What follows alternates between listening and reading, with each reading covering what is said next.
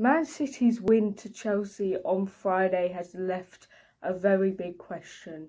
Who's going to win the title? I'm excited the title race is back. Hopefully City don't mess it up. I have a feeling that's what's going to happen. It's like, you'll be like, yeah, come on, City. Because I'd rather City win than Chelsea. No offence, Chelsea. And then City just lose to, I don't know, West Ham. No offence, West Ham, guys. But City tactically outplayed Chelsea in every single aspect. City deserved the win. Granted, it was only a 1-0 win, so you could say, oh, you know, but City deserved that win. I don't know what Chelsea were playing at. I'm going to try and delve into why Chelsea lost and why I think they didn't do as well as they should have. I mean, realistically, if you're top of the table, you're home to a challenger, okay? You have to at least draw it. Your expectation is to win. You have to at least draw, and this is becoming quite a worrying problem for Chelsea. They can't win against these quote unquote big teams. I say big teams. They didn't win against City both times. They haven't won against City. Granted, they were quite lucky for the first time. Emily Heaslip call. And then Arsenal, the 4-1. I don't know what they're gonna do when they meet Arsenal again, because if they lose to Arsenal when they meet them at home, that's just embarrassing. It was clear from the offset what City's plan was, and it was just press. They were playing a high press against Chelsea, which was expected, in my opinion. I think everyone expected it. I think it was, one of those matches where both people were pressing. But for some weird reason, I don't know if it was an off day for all of the Chelsea players, but it was like they weren't expecting it. The first goal came from City pressing. Erin Cuthbert losing the ball, Jess Park pressing excellently. And they just couldn't handle it. And I don't know why. I don't know if they lacked something. I know they've got a lot of injuries to a lot of their quote-unquote leaders and all that, and they lost a lot of people. But, like, you really shouldn't be losing the ball in that situation. You should be expecting the press. That's what City do all the time. It's just a City thing. And if we're being honest here, Gav Taylor isn't, sort of this tactical genius. It was very well what they were going to do with Shaw up front, and they just couldn't handle it. I don't know if it was because when pressing, City sat a lot deeper than I thought they were. I thought they were going to push more players up, but they sat a lot deeper. In the goal, the only goal in the game, it was only Jess Park and Shaw who were up in the opposition's half. Those were the only two people, and they were outnumbered. I think there were three defenders for Shaw, and then Erin Cuthbert. So it was a 2v3, and Jess Park picked out the right ball, and Shaw, she does a beautiful touch, puts it into the back of the net. There's no way Hannah Hampton saving that. But that shouldn't have happened. Maybe it's just me, but I don't think Shaw should have been given the space. I understand. She's amazing. She is genuinely, I think, the best forward in the league as of current. She's amazing, she's excellent. And I understand maybe, you wanted to stay out on the wings because you've got Kelly and Hemp coming on and you're a bit scared of them. But Shaw is your main she's the scorer. She's the one you should be scared of. And they basically, I know it doesn't seem like that at the time, that she had a lot of time, but she did. She had a lot of time to shoot and to score. And she scored beautifully. This wasn't the only time that Shaw got into position. She got into a lot more positions, but Hannah Hampton saved the day. I will be honest with you. Hannah Hampton, I think, had a great game. She saved it from being a little bit of embarrassing because Shaw was there. Shaw was absolutely destroying the defence. They couldn't deal with her. The way she was playing. And I think one thing about Shaw as well is that she doesn't just have one thing in her locker. It's not like, well, she can just head us, so let's stop the crosses. It's not like that. She's really good with her feet. She can dribble. She can shoot from wherever. She's incredible. And one thing I also noticed is that City didn't really do the crosses as much. I thought they were going to do more. They decided not to. And it worked out. For them. They decided not to rush things. I think City doesn't rush. They had enough time, and they got on top. I think that was the advantage of them scoring first. They were on top. They didn't have to rush. They could sit there and they could say, hey, look, we're winning. You can take all the time you want. We don't care. We are winning.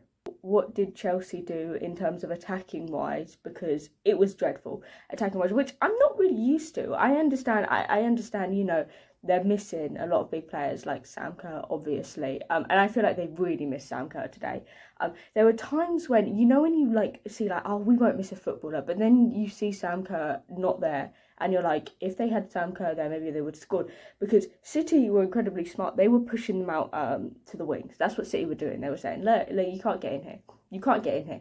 They were basically saying, Lauren James, if you want to shoot, you're going to have to do one of the greatest goals in the entire world, which is what she was forced to do. Chelsea got impatient. They got impatient because it wasn't working, and they kept putting balls into the box, but there was no one there. Ramirez isn't really, Ramirez isn't a Sam Kerr where she's just a full-blown striker. Ramirez isn't like that. Ramirez is best when she sort of dribbles, and she did dribble occasionally. Should she have got a penalty? Yeah, of course she would. So the part where the good parts come out, you have the good parts, and yes, they were unlucky to get a penalty, but they should have done more. That was probably one of the only times where Chelsea were in the box, maybe with James in the box, but she fell over, so it wasn't, sort of something that kept happening. It wasn't like, oh, City got really lucky. Now, City weren't perfect in the match. They were far from perfect. They had a lot of downfalls. One of them is they kept trying to sort of man-mark James. That was the problem. And it drew out the defence. And I feel like maybe if they had Sam Kerr or someone running in, maybe you should have put Beaver Jones on, someone running in to that space. There was a lot of space when James got the ball, because they were really scared of James. You could tell they knew that if James got the ball, there was gonna be some trouble. Chelsea had the space to operate, but they just didn't do it correctly. I don't know if it was the forwards off day. I don't know what happened. I don't know, but they were just wasting their chances. And you see, the best chances for them came from the 90th plus minute. And yes, they were really good chances, but they weren't chances taken by strikers. Keaton as well, obviously we've got to put some respect on her name. Amazing, immense. I cannot think of more adjectives for her. She's genuinely so good. It is unbelievable. Sometimes I sit there and think, oh my, you're 19. It's a bit sad sometimes. I think, oh wow. She was amazing, but Chelsea should have got far more chances like that. Chelsea should have worried that defence, but they weren't. And I think one thing about City's defence is they've got a cool head. I think their defence, one thing, is that they don't really, they'll make a mistake and they'll be like, oh, okay. They've got a really cool, not really cool defence, but they've got really a defence that sits there and they know what they're doing. They know their job. They know how to do it. They won't miss out of concentration. They won't sit there and go, oh, it's the 90th plus minute. Let me just not go to that ball. They don't do that. They are very sort of on the ball. I think it was quite unfortunate for Chelsea as well. A lot of their players had an off game. Erin Cuthbert, considering she really had an off game. Normally when you watch Erin Cuthbert, she's amazing. And it doesn't mean she's not amazing. Obviously, one bad game doesn't mean anything. But normally she's amazing. Normally she controls the midfield. And normally I don't think she would have lost that ball. Normally, I don't know if it was the pressure on her, if it was the fact that City just kept pressing and she didn't know where to go because no one was moving in the space. No Chelsea players were like, oh, give me the ball. So she was like, oh, what do I do? And then it was too late and she lost it. But yeah, there were a lot of off games. I think as well, the subs, I think they were too late. I think the subs should have done. Granted, it was only 1-0. So I feel like that was the problem for Chelsea as well, is they kept going, oh, it's only 1-0. We can get back into this. But they didn't do anything to get back into it. It seemed like, for me at least, that Lauren James was the only one sort of doing the forward work. And she would dribble past 10 players. Obviously, I'm exaggerating. But she would dribble past a lot of players. And she is very clearly looking to release the ball because she knows she can't do it all. And if she could, she would. So she's looking to release the ball. But there's no sort of Chelsea attackers in the space. So she either loses the ball because she's completely overloaded by City players, or she just plays it back. And then they're at square one again. They don't know what to do. James was 100% isolated, and I don't know if that was up to City, because City knew that if you isolate James, especially on the wings, she's going to have to do a lot more work than if she has someone with her. But it was clear that Lauren James was the only one sort of going, oh, let's go. Ramirez had a couple, but I think Ramirez, the problem with is that she wasn't getting the balls that she wanted.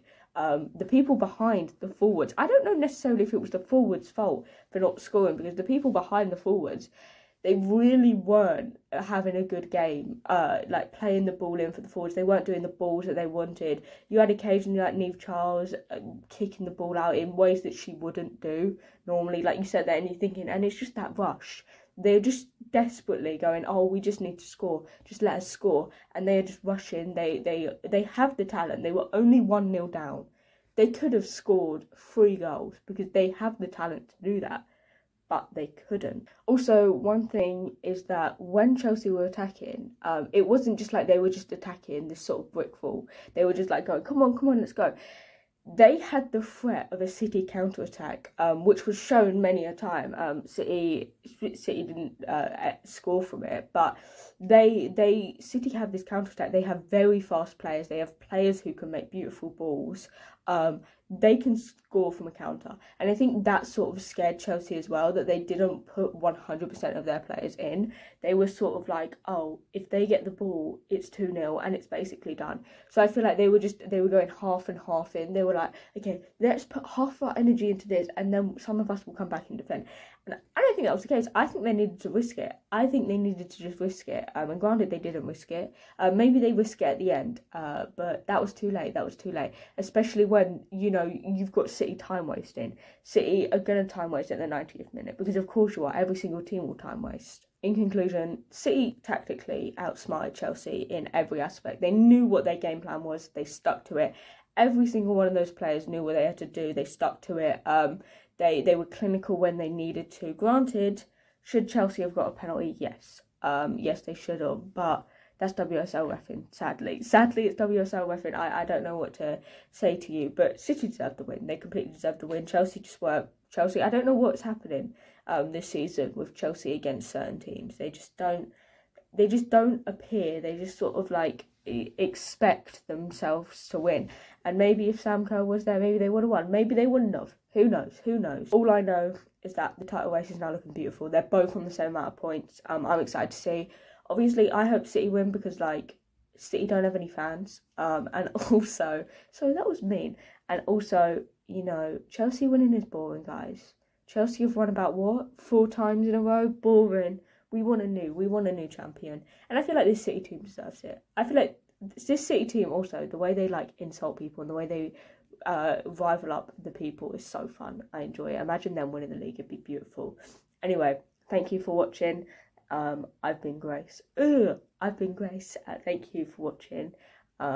It's been very nice. Yes, if you want me to do anything, please comment. Follow me on TikTok at PaulTheChicken13. Same as my username. Don't ask why my name is PaulTheChicken13. That is a big kept secret that no one will ever know the answer to. Anyway, thank you for watching and goodbye.